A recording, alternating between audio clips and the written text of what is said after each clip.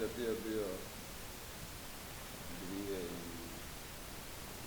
godine, 3. mjesec protiv Argentine. Ne samo malo. Prije, protiv Argentine, sad treba se datum. Prošlo je 10 godina, sad je ovo već 11 godina prošlo. Znači, koja je to bilo? 2006. Da. 2006. bravo, prije svjetskog prvenstva.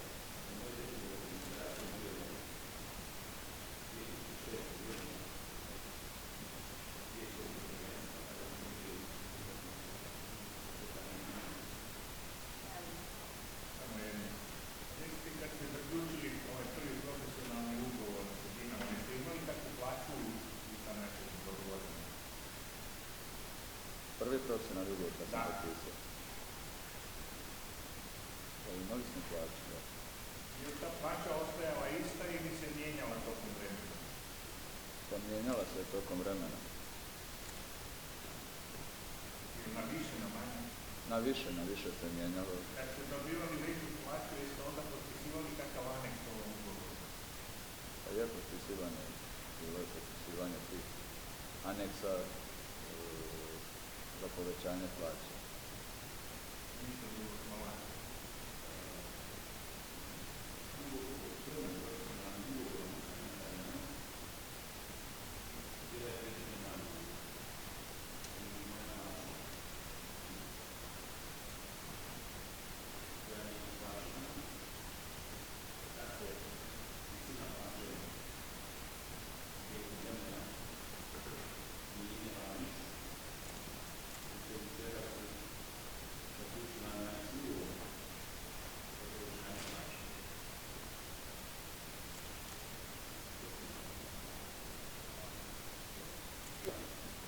Sjećaš možda na koji vremenski rok si potpisao prvi profesionalni ugovor Dinamo?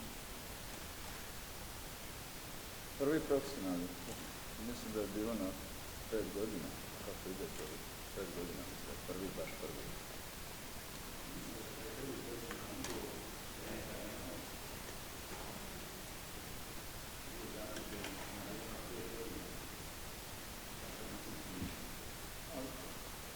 Sjećaš događaja u Mimari?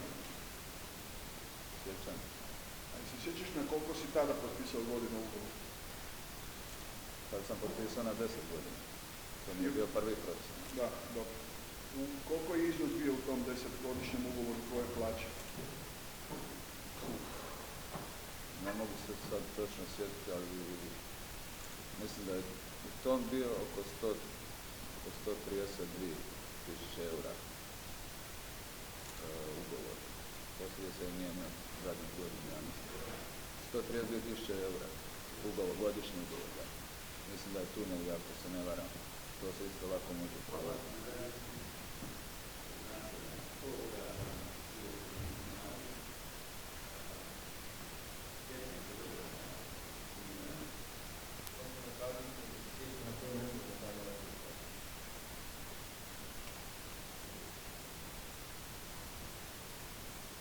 Ne mogu se sad točno sjetiti, je bilo na ruke ili je bilo na račun roditelja, ne mogu se sjetiti točno.